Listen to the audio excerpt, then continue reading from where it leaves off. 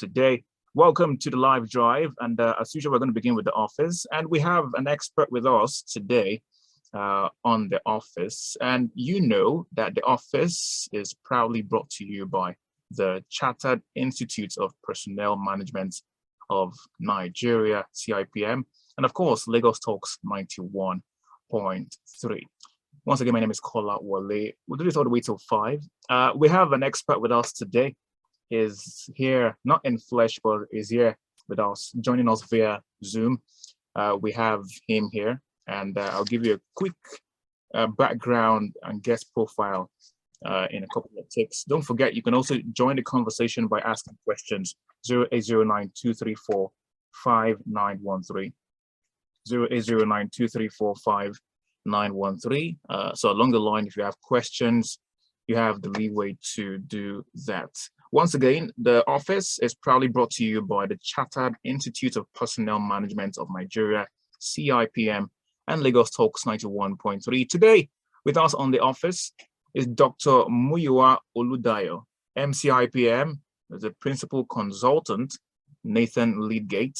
Dr. Muyiwa Oludayo holds a human resource practitioner's license from the Chartered Institute of Personnel Management of Nigeria. Oludayo has a doctorate degree in human resource management from Covenant University. He served in several capacities. He has been Dean of Students at Covenant University between 2010 till 2011. He served as a registrar at Covenant University twice between 2013 and 2015, and also 2017 to 2018. He served as Director, Africa Leadership Development Center, located in Covenant University, where he was responsible for facilitating, coordinating, and designing leadership and personnel development curriculum for a student population above 8,000 weekly. Quite impressive.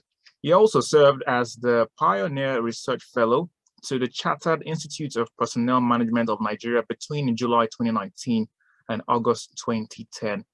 It's a very long profile. He's got a lot underneath his belt. Dr. Muyiwa Oludayo, and engagements are centered on people resourcing for organizations, business advisory services, learning and developing consultant, strategy consultancy, and higher education management. I could go on and on, but our time is really limited. Please welcome with me today on the office, Dr. Muyiwa Oludayo, MCIPM. You're welcome, sir. Hi, Kola. Good afternoon. Good to be here. Okay. Thank you. Yeah. I hope I'm humble enough to be here. Oh, goodness me. You are over humble to be here. Thank you so much. I understand we had a chat before we even came live. You are in the middle of something, you're in transit, but you had to be here. We love that about you. Thank you so much for joining us today on the office. But how has work been today, though? Work's been fine. Remote working, commuting from one place to the other is not advised. Okay. And so just be traffic can hurt you if you're not wise. Oh, okay. We can see that all over again. We can relate with the traffic. Anyway, but let's get up to speed with what is going on. Today on the office, we have a very important and interesting topic. I'm really invested in this. It's about employee retention today. Retaining your best employees, not just employee retention, now the best employees that are part of an organization. First question definitely is, what exactly is employee retention?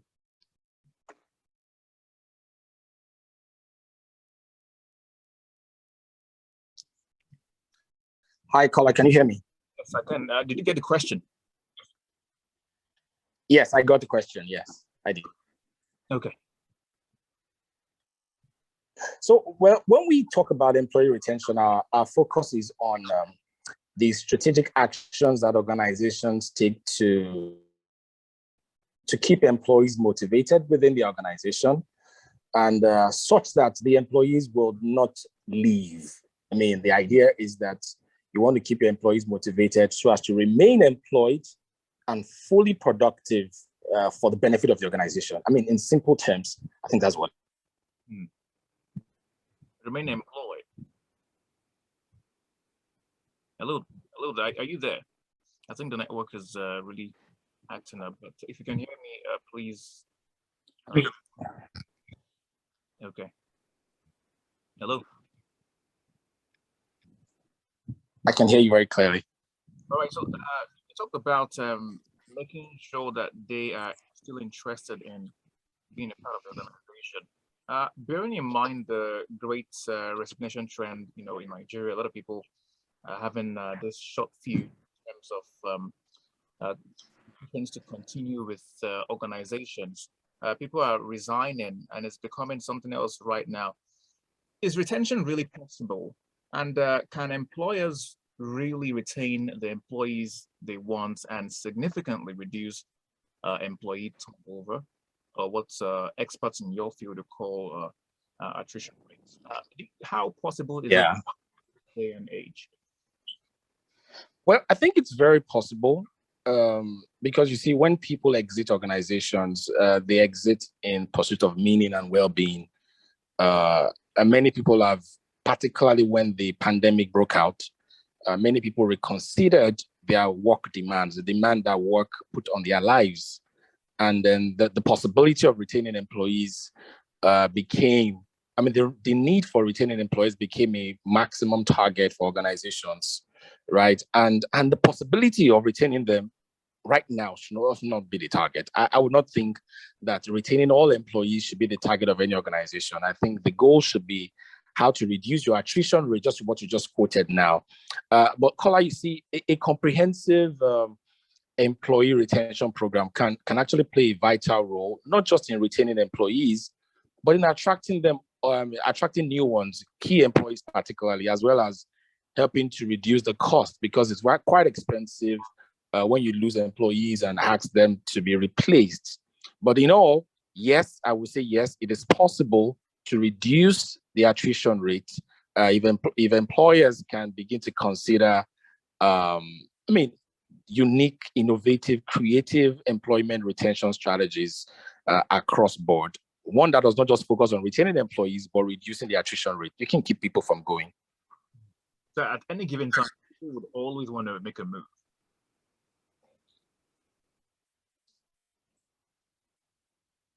You said what, Carl?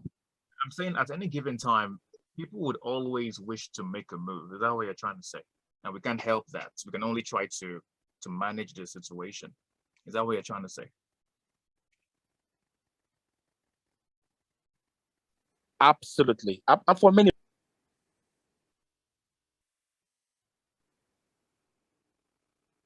Okay. Okay, this is Lagos Talks 91.3. We're trying to establish connection with Oludayo. Are you there? I think the line is coming and going, but I think you're back now. Can you hear me? Actually here. Here, I can hear you live. Unfortunately, we are struggling to hear you clearly, but we're going to manage through this. So we're talking about retention now, and we, talked about reducing the attrition rate. Let's conceptualize attrition. What exactly is it to have a high attrition rate? And is there any mathematical process to determining attrition rates in an organization?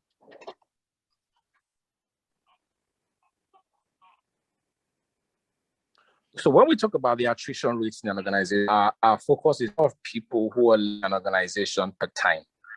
So, yes, truly there'll be mathematical formulas to calculate it, but the core essence of attrition rate, which you can also call a churn rate, in its broadest sense, is a measure of individuals moving out of the organization within a particular period of time. And so if you must compute, you want to say the number of people who have left a company divided by the average number of employees over a period of time. If you want a mathematical calculation on that, the number of people who have left the company divided by the number of employees over a particular period of time will give you the attrition rate. So you can calculate attrition rate in a year, in a month, in a period. just referring to the number of the rate at which people leave. And truly, we've had many people leave the organizations today for many reasons. Nigeria's young population, young workforce, and the professionals in Nigeria's young population workforce, they are leaving practically because of more opportunities that they do not find in their nation, not necessarily their employers. And I think our own experience of great resignation is largely dependent on what the nation has not been able to enable for employers, not necessarily what the employers are unable to make available for the employees. Yeah.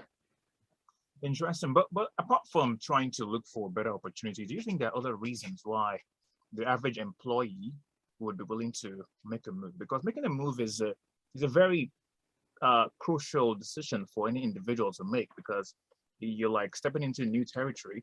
You're not sure what to expect, but yet you want to make that move. So apart from looking for better opportunities, do you think there are other triggers that we should be aware of that would want to drive an individual towards making a career move, either parallel or even across industries? Diagonally, yeah.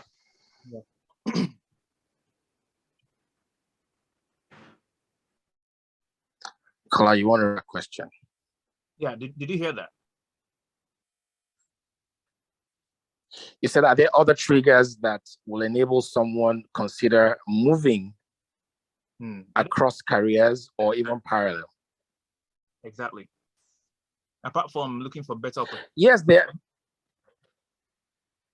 yeah, I mean, apart from better opportunities, I think the future also is a critical thing. I want to find out if I'm going to be relevant in the future. Some of us have gone to school to study courses. We are in disciplines that may not be necessary again. And some of us also foresee that new skills would be needed in the future. And these new skills, we need to go acquire them. And so people are going out of work to go to school, to get new skills, to get up because of new opportunities they see. And ultimately what we are saying is we want to be relevant tomorrow. I don't want to be alive and be irrelevant tomorrow. And so I either go out ahead and or I some courses are becoming extinct and become more relevant. And so that for me is what I motivation to take. Okay. If I may ask now, what exactly do employers now, especially in Nigeria? A lot of people have issues with Nigerian employers for different reasons. Just a few months ago, we know that a few fintech guys were in trouble for a myriad of reasons that warranted employees making switches. What do you think employers can do to ensure retention?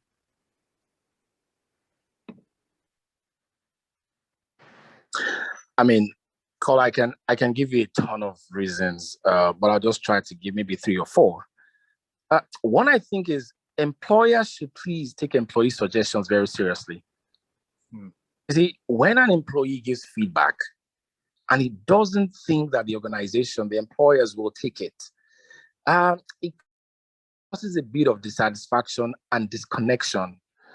And I think that's one critical thing. Please take the feedback, ideas that come from your employees, take them seriously. Because even when you have an idea that you want to implement as an organization, should your employee have suggested something similar, have the credit. Let them gain the credit for bringing up such a thing. A second thing that I would suggest to employers to be able to guarantee retention is to help people connect to opportunities that will enhance their work and life. We live in a world where we all have multiple roles and obligations now. We have multiple roles and obligations. There are fathers in the office, there are mothers, there are sisters. I mean, people have multiple roles. And an employer that ignores the fact that his staff has multiple roles will get a burnt out staff all of the time. And so opportunities that enable us to connect and enhance our work-life balance will be one thing that employers should look out for. A third one that I think is very important is employers should promote intrapreneurship. You see, today we see many people leaving organizations and they're going to start up their businesses. what possibly was their side hustle before.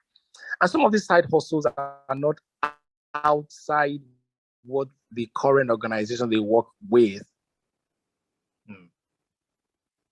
If organized management team members can help their employees pursue some of their business interests within the organization, if they can give within the organization, many will stay rather than leave. And maybe a final point to raise, just let me give you a thought.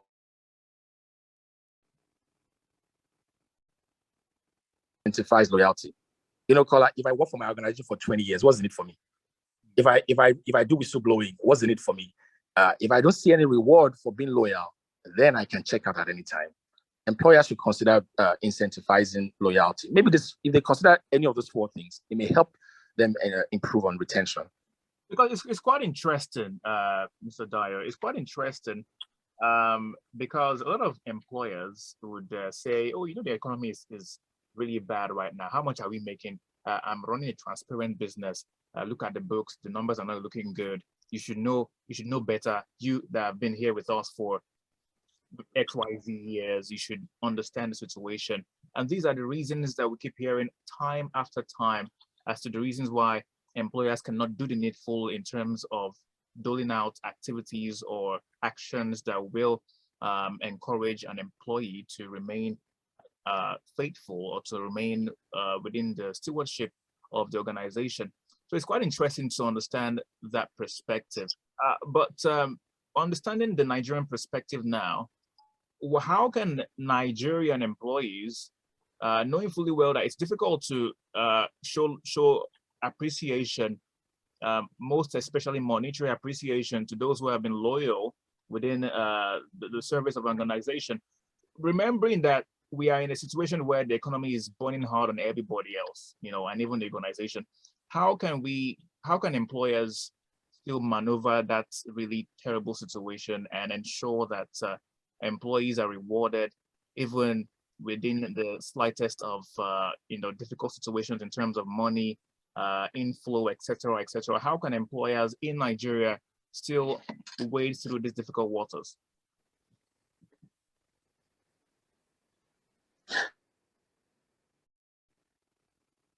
For your you see, I think look at will change all of the time.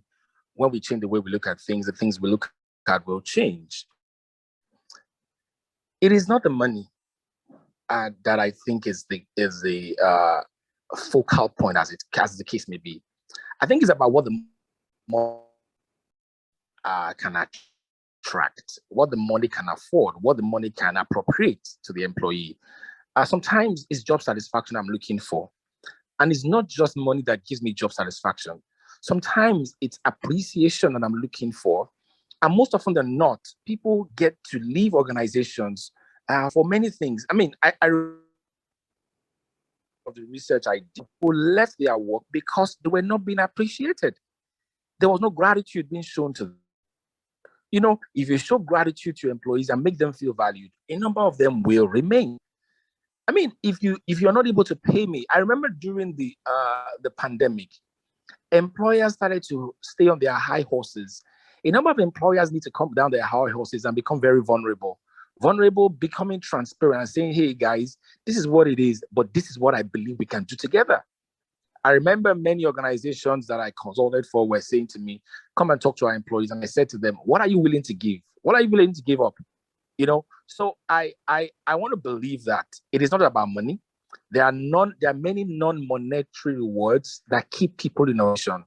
For example, Kola, if you tell someone that he can stay at home or work lesser hours in the office to take care of his child, he will do so. They want to stay because they don't know what they're going to get in the new organization they want to join.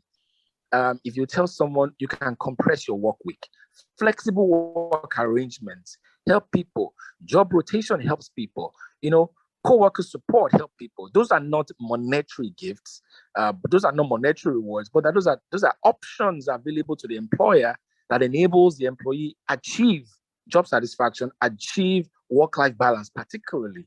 And these are some of the things I believe employers should consider. If you look at money all the time, you may miss the mark. Okay. All right. So we need to go on a quick break right now. When we come back, we will talk about other issues regarding employee retention. You're listening to The Office. This is Lagos Talks 91.3.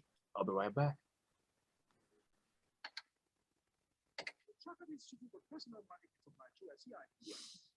Okay. So coming back in about 45 seconds. Nigeria, we ensure continuous development of maintenance of professional competence of our over 12,000 members across the public and private sectors of the Nigerian economy. We'll help you drive through human resource challenges in the workplace by providing tools, resources, and solutions that align with best practices. Become a professional and develop your competencies as a professional. Join us today. Visit www.cipmnigeria.org to get started. We deliver value through people.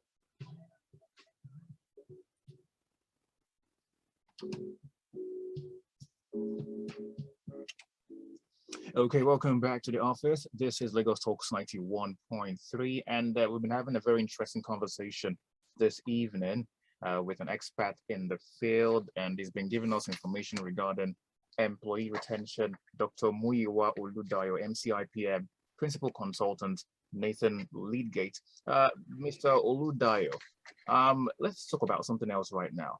Let's talk about how employees can, regardless of the situation, guarantee employee retention. Let's talk about this now. Some people believe that good talents cannot be retained for long, and that they will always be hot cake. And then people out there, your competitors most especially, might be interested at some point in your very good talents. And the topic today is about retaining your best employees.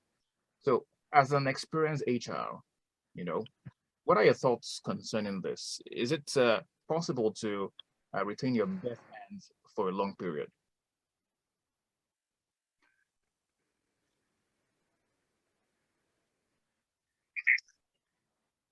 Hello, Dai, are you there? I'm here. Can you hear me? Did you get a question? Yes, I did. I got it very clear.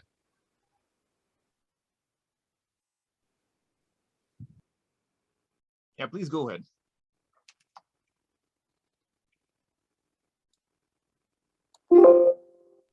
Can you hear me? Yes, I can. Caller? Clear. I can hear you clearly. You can go ahead. All right. I heard you. And honestly, when you want to retain your best talent,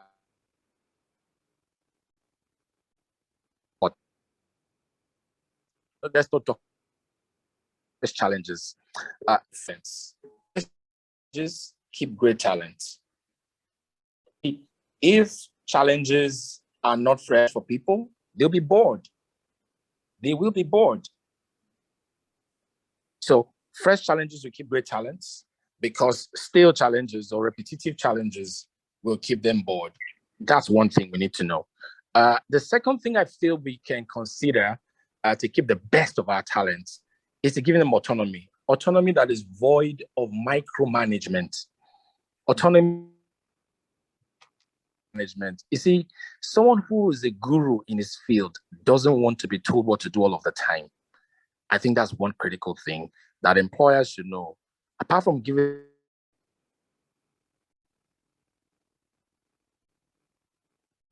you want to ensure you give them autonomy that is void of micromanagement. A third thing you can consider is to give them flexible work arrangements. You see, the guys that are the best, they want to quote and unquote live above the rules.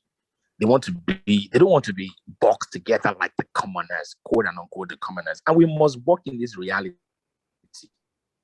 And so somehow we must give them a flexible work arrangement. Maybe a fourth thing, and maybe a final one for sake of time, is to give them some form of shareholding or stake.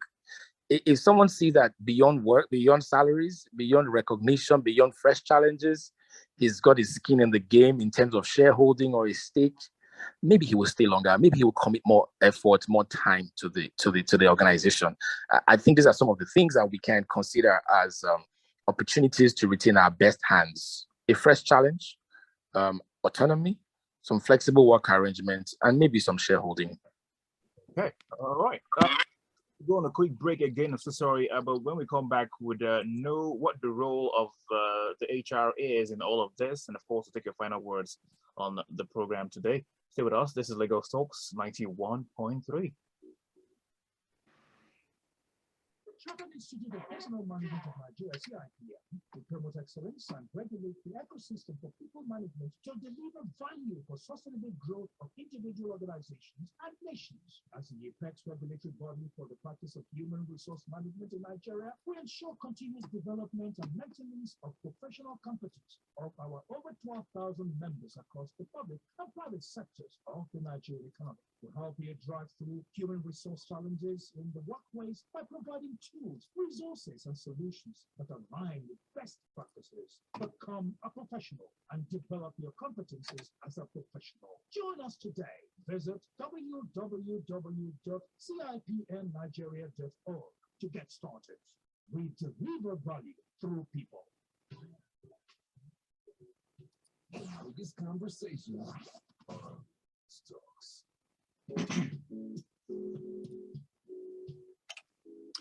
Okay, welcome back. We have barely 2 minutes on the program today. You're listening to The Office here on Lagos Talks 91.3, and we have guesting on the program today, Dr. Muyiwa Oludayo, MCIPM, principal consultant as well, Nathan Leadgate. Mr. Oludayo, yes, correct. Before we wrap things up right now, like I said earlier on before the break, in a nutshell, what exactly is the role of the HR in all of this? And from your experience, do you think a good reward and benefit structure positively impacts retention? Okay, I'll let me address the last question, and then I'll go to what the role of HR is. The first is, yes, a good reward and benefit structure will positively impact retention, because the goal, which is not always money, the goal is satisfaction. The moment, once your reward and benefit structure ensures job satisfaction, then retention becomes a byproduct.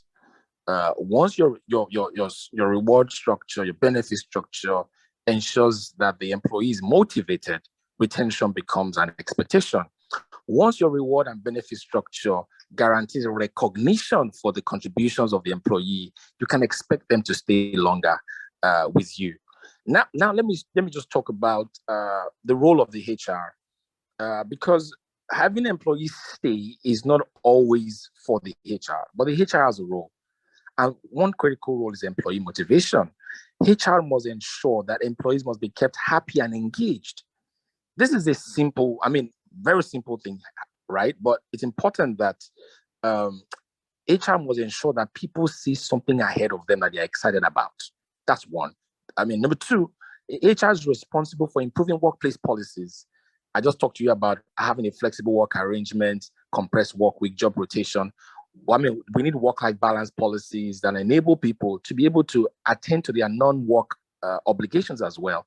HR has a responsibility to implement this in policies directly, and it enables them to contribute to the entire framework and the organization's framework generally. Right. Maybe one last one would be to say, when HR recruits, one of the things I always look out for when I recruit talent for my clients is checking an employee who has the capacity to work for long. An employee who has the capacity to work for a long term is always visible when you start to engage them in a recruitment and selection exercise. And maybe final word for you, Kola, is training and development. We need people, HR needs to keep equipping people with relevant insight, relevant information to ensure that people are aware of possibilities, ensure that they are equipped to take on opportunities as well. These few things are the things that HR can begin to do: recruiting, training, motivating them, and then improving policies. Interesting. Thank you so much, Dr. Muyiwa Oludayo, MCIPM, Principal Consultant, Nathan Leadgate. Thank you so much for sharing with us your thoughts, of course, from your My pleasure. Look forward to having you once again, or if not more than once again. Thank you. We know you're a busy man, but we'll be looking forward to having you again. Thank you, Kola. It was a pleasure being here. Thank you. All right, pleasure is mine. And of course, Lagos Talks 91.3. That was the office. Of course, you know the office is proudly brought to you by the Chartered Institute of Personnel Management of Nigeria, CIPM, and Lagos Talks 91.3. Up next is Critical Thinking on the live drive. My name is Kola Wale. Stay with us. This is Lagos Talks 91.3.